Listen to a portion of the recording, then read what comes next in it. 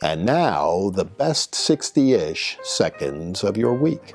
And one of the occupational hazards of being out on the campaign trail, speaking every day, is that my voice has gone a little bit, to the great delight of some of our Democrat friends. This week, we got a chance to see what the world looked like when Facebook and other social media platforms were silenced for half a day. A little look at what it's like to be in Cuba or Venezuela for some of our leftist friends. And again, we see one of the really bad ideas of the current administration unveiling itself, this notion that banks and financial institutions ought to be monitoring and reporting to our good friends at the IRS transactions over $600. Of course, the banks and financial institutions are saying that's crazy. It would cost us, countless dollars to build such a system.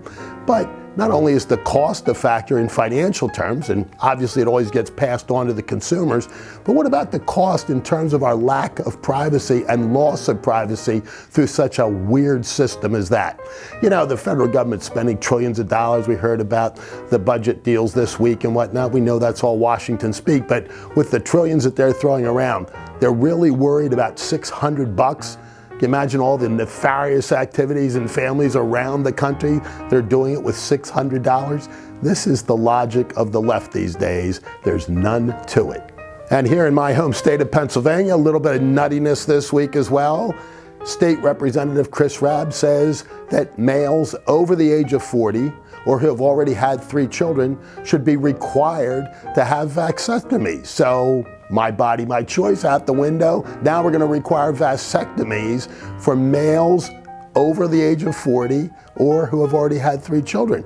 Now, he rolled this out with complete seriousness, and then when he was confronted by the media and an onslaught of protests, he said, oh, no, it was just a parody. It was just a parody. Well, I got news for you, Representative Rabb. I'm not having a vasectomy, and you can decide whether or not that's a parody. And in an increasingly disturbing move on the part of the woke left and the cancel culture, Merrick Garland, the Attorney General of the United States, sent out a letter telling the FBI and other federal law enforcement authorities to look into, quote unquote, harassment and intimidation by parents in front of school boards. Think about that. He didn't go on to define that very well. Some of the Republican members of Congress are pressing him now on that. But what he's really saying is that when parents show up at school board meetings to voice their opinions, they could end up on part of a watch list created by the federal government, because one of the things that Garland wants is central reporting. Forget about the free speech clause of the First Amendment, Attorney General Garland. This is just an overreach of incredible proportion and a police state at its very definition. Are you kidding us? This is the guy, by the way, that the left told us would have been a great member or justice of the Supreme Court of the United States because he was so moderate. But we now see that he's bought wholesale, lock, stock, and barrel into the Biden agenda and the far left movement. But we continue to have a message for those that want to cancel us out, shut us up, shut us down, etc. We're simply not going to let that happen. And for those school board directors who don't like parents coming out to confront them over decisions they're making or not making, they might remember the words of a famous Democrat, Harry Truman, who said, if you can't take the heat, get out of the kitchen. And on the subject of heat, there's the war continuing on fossil fuels by the Biden administration and others, including many here in Pennsylvania. Think about that. How about if our leftist friends take a fossil fuel holiday and don't use anything that comes from fossils?